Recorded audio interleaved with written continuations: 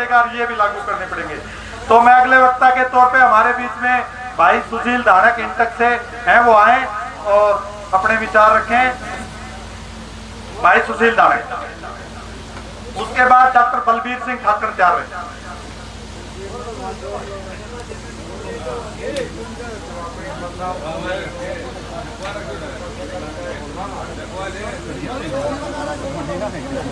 संयुक्त किसान मोर्चा के आह्वान पर पूरे देश के अंदर किसान आंदोलन चले हुए और उसका एक हिस्सा ये खरकड़ी भी है। और जिस प्रकार से नरेंद्र मोदी सरकार 2014 के अंदर अर्धनग्न होकर के घूमते थे और ये कहते थे कि भाई हम स्वामीनाथन आयोग लागू करेंगे, लेकिन स्वामीनाथन आयोग लागू करना तो दूर की बात, आज देखिए किस प्रकार से किसानों के ऊपर अत्याचार कर रही है ये मोदी सरकार। और आज हमारे जो किसान हैं 500 से ज्यादा किसान शहीद हुए हैं। और ये बीजेपी आरएसएस उसका एक संगठन है। जिस प्रकार से आरएसएस का एक ही मायना होता था,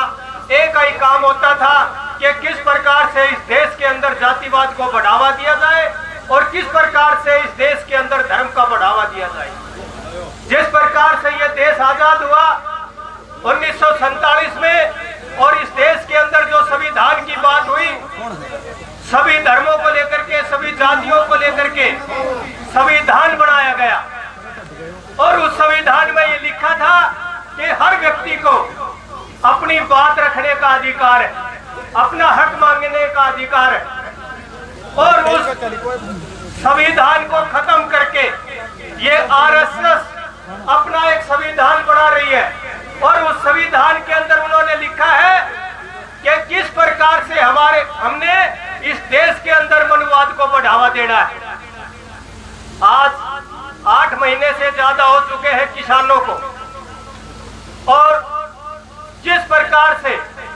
किसान के साथ साथ मजदूर पर भी अत्याचार किए, जिस प्रकार से किसान आंदोलन को लेकर के इस मोदी सरकार ने 3 काले कानून पास किए थे और उन काले कानूनों के साथ साथ जिस प्रकार से इस देश के अंदर 44 श्रम कानून होते थे और उन 44 श्रम कानूनों को खत्म करके इन्होंने 4 कोड बिल पास किए। आज मजदूर, खास करके मैं कहना चाहता हूं कि मैं दलित समाज से संबंध रखता हूं और इस मोदी सरकार ने हमेशा जातिवाद को बढ़ावा दिया और किस प्रकार से मजदूर को, जिस प्रकार से मजदूर 8 घंटे ड्यूटी करता था, मजदूरी करता था, आज उस 8 घंटे को बढ़ा करके 10 घंटे से 12 घंटे का समय कर दिया और मजदूर को जो मजदूरी काम का समय बढ़ा दिया, लेकिन मजदूरी जो की तो। और खास करके मैं दलित समाज के लोगों से और बैकवर्ड के लोगों से मैं हाथ जोड़कर प्रार्थना करता हूं कि किस प्रकार से इस मोदी सरकार ने हमारे लोगों के अंदर एक भ्रम पैदा कर रखा है कि आपका असली हितैषी मैं हूं। अगर असली हितैषी मोदी हमारा होता तो ये मोदी तो अपनी पत्नी और अपने परिवार का नहीं हुआ तो SC/BC का कहां से होगा। जिस प्रकार से मुझे कहने में कोई संकोच नहीं है कि 2016 के अंदर इस मोदी सरकार और आरएसएस ने एक षड्यंत्र के तहत आरक्षण मांगना हर व्यक्ति और हर धर्म, हर जाति का अधिकार है। जिस प्रकार से 2016 के अंदर इस हरियाणा के अंदर इस भारतीय जनता पार्टी ने जाट और उसके खिलाफ दूसरी जो जातियां थी, जाट और नॉन जाट करके इस देश को, इस हरियाणा को जलाने का काम किया। लेकिन हमारे बुद्धिजीवी, हमारे समाज के लोग और खास करके किसान लोगों ने समझदारी का प्रूफ दिया और इस हरियाणा का नाश और जलाने का, जो जलाना चाहती थी भारतीय जनता पार्टी, उसको रोकने का काम किया। जिस प्रकार से आज यहाँ से जो कृषि मंत्री है दलाल जी, मैं दलाल जी को ये बताना चाहता हूँ कि जिस प्रकार से महाभारत में कृष्ण भगवान ने कहा था अर्जुन को कि अर्जुन तुम्हें क्या दिखाई देता है, अर्जुन ने कहा था कि कृष्ण भगवान मुझे तो मछली की आंख दिखाई देती है।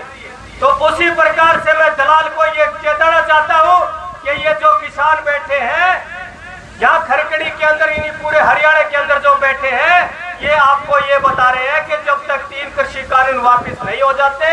और आप जब तक हमारे बीच में आकर के माफी नहीं मांगते, तब तक हमारा निशाना वही होगा जिस प्रकार से अर्जुन का निशाना मछली की आंख था। और खास करके इस जगह यहाँ जो मौजूद है, ये प्रण लेकर के जाए कि इस शरीर में एक एक जो खून का कतरा है किसान के लिए समर्पित है। और इस दलाल को बताना चाहते हैं कि समय रहते दलाल